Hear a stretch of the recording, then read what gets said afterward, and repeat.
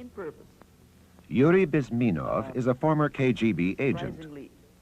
Follows the statement of a very ancient Chinese philosopher, Sun Tzu, who was born 500 years BC, before Jesus Christ, who said something to the effect that fighting war on a battlefield is the most stupid and primitive way of fighting a war. The highest art of warfare is not to fight at all, but to subvert anything of value in your enemy's country, be it moral traditions, religion, respect to your authority and leaders, cultural traditions, anything. Put white against black, old against young, I don't know, wealthy against poor, and so on. Doesn't matter. As long as it disturbs society, as long as it cuts the moral fiber of a nation, it's good. And then you just take this country, when everything is subverted, when the country is disoriented and confused, when it is demoralized and then destabilized, then the crisis will come. Within the KGB is a department that specializes in planting false stories and forged documents to distort others' perception of reality. It is the department that deals in disinformation. Department A of the KGB set up and controls the disinformation department of Czech intelligence.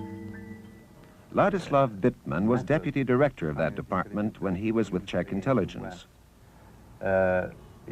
Disinformation can have a variety of forms. It's basically an information deliberately misleading that is leaked through a variety of channels to the opponent to deceive him, to deceive the decision makers in the United States or Germany or Britain, or it can be a disinformation to deceive the public opinion around the world or in a specific country.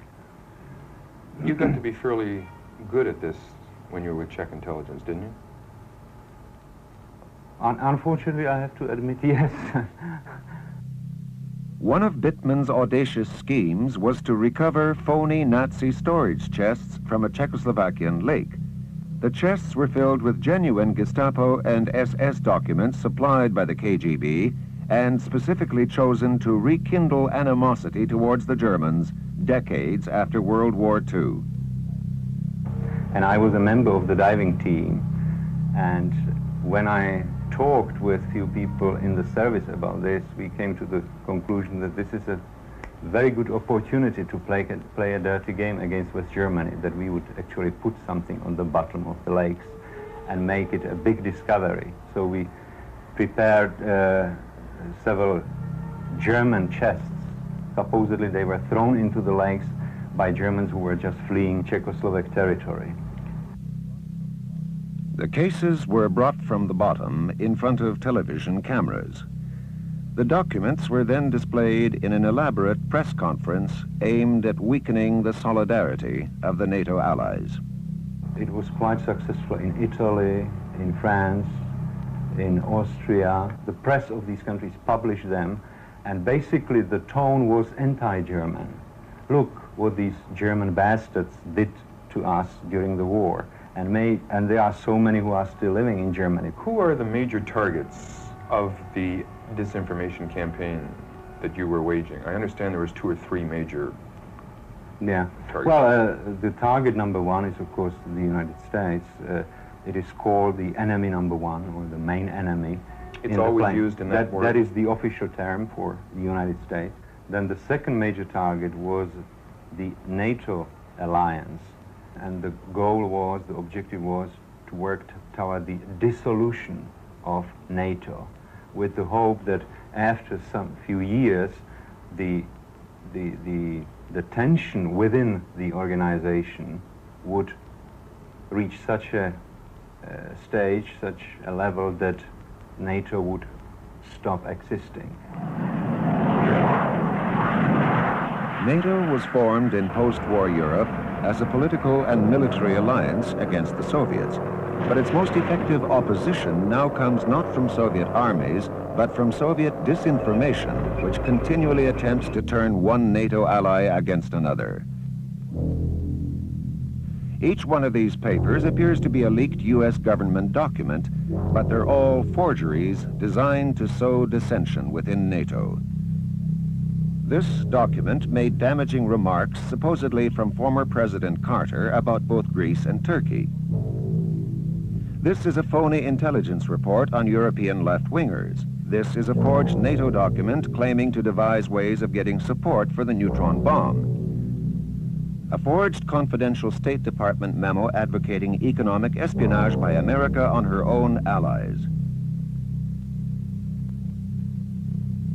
Many forgeries have been directed against Anwar Sadat, a confidential U.S. memo claiming his time is up, or false reports on former Vice President Mondale's remarks that neither Sadat nor Begin are viable leaders.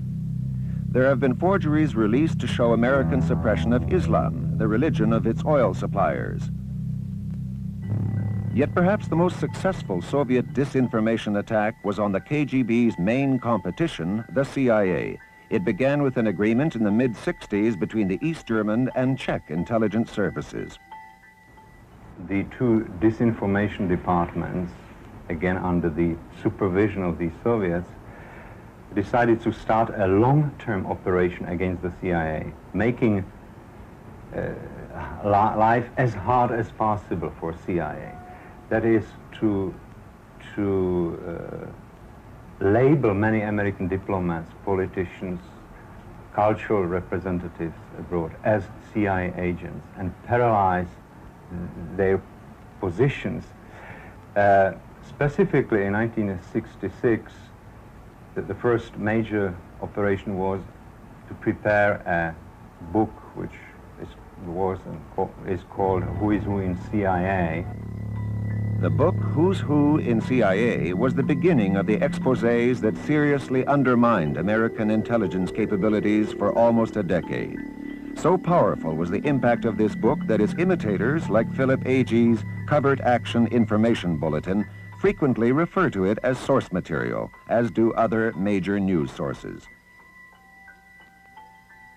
It was used as a source in this ABC nightly news television broadcast in November 1980, claiming that the Reverend Jim Jones had a secret CIA associate before the Guyana massacre. This man, Richard Dwyer, is the focal point of many of the questions surrounding the possible CIA involvement at Jonestown. He's a career diplomat who served in sensitive posts throughout the Mideast. 2 years ago, he was the deputy mission chief in Guyana.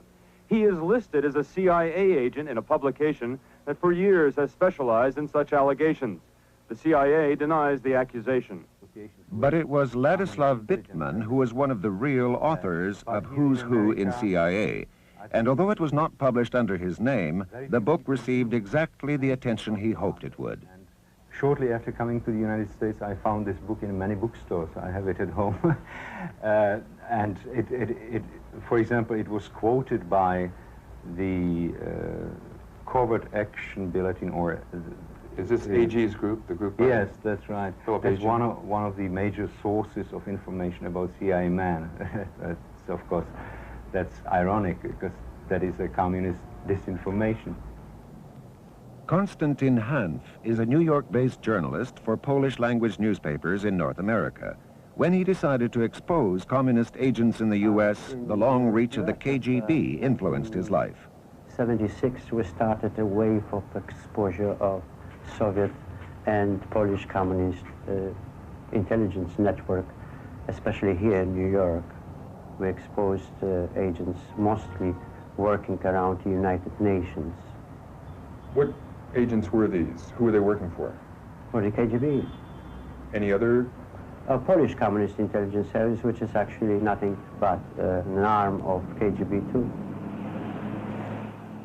Shortly after his exposés of the KGB in New York, Hanf's stories were published in a heavily ethnic area in Winnipeg, several thousand miles to the west, by the weekly newspaper Czas, the Polish Times.